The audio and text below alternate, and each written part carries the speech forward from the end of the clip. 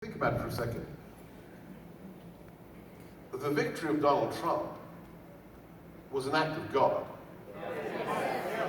I mean, let's be just very clear about this. He'd never run for anything. I mean, not county dog catcher.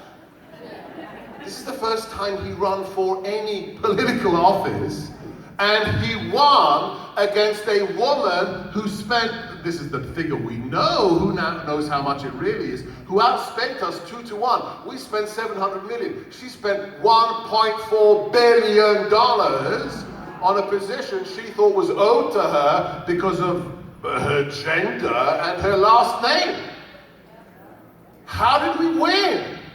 Divine providence. Okay? So that's the amazing truth, but what's the downside? And I've said this publicly since I left administration. When we walked into the White House, and think about this, I'm a flipping immigrant. Okay? I only became a citizen 9 years ago. And I get to become deputy to the president in the White House, only in America. That's why we are the greatest nation. But, and here's the sad truth of the matter, because he'd never run for office, because he wasn't a swamp monster, we walked in there and there was about 12 of us. It was a band of merry men. It was an insurgency. It was me, Steve Bannon, Mike Flynn, and then a couple of 24-year-olds to pick up the phone, and then 4,000 positions we had to fill. The president has 4,000 appointees. We didn't have four. When I went to meet Donald Trump for the first time in my life in 2015, when he asked me to advise him during the debates, I had a great meeting. Halfway through, it's just me, Corey, in Trump Tower. Halfway through the meeting, classic Trump. He stops the conversation dead, turns to Corey and says, "I like this guy, let's hire him."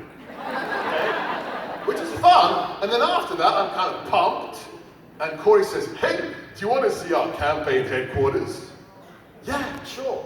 So he takes me down from candidate Trump's office in Trump Tower down to the 14th floor, which was the campaign headquarters. Do you want to have a guess how many people were working in the Trump campaign? A darn sight less than you have working for you, Pastor. 3. 3. And we won. Okay? But then we had to take over the government. So what happens? What happens? Certain chief of staff packed the administration with rhinos from the Bush administration. Right? And after 7 months of doing what I could do, I realized the new National Security Advisor who's replaced Mike Flynn is boxing me out of meetings, is not putting me on the emails for the classified briefs, and I'm picking up a government paycheck paid for you by you for $160,000, and I thought, how can I serve this nation if people above me don't believe in the president and are undermining me?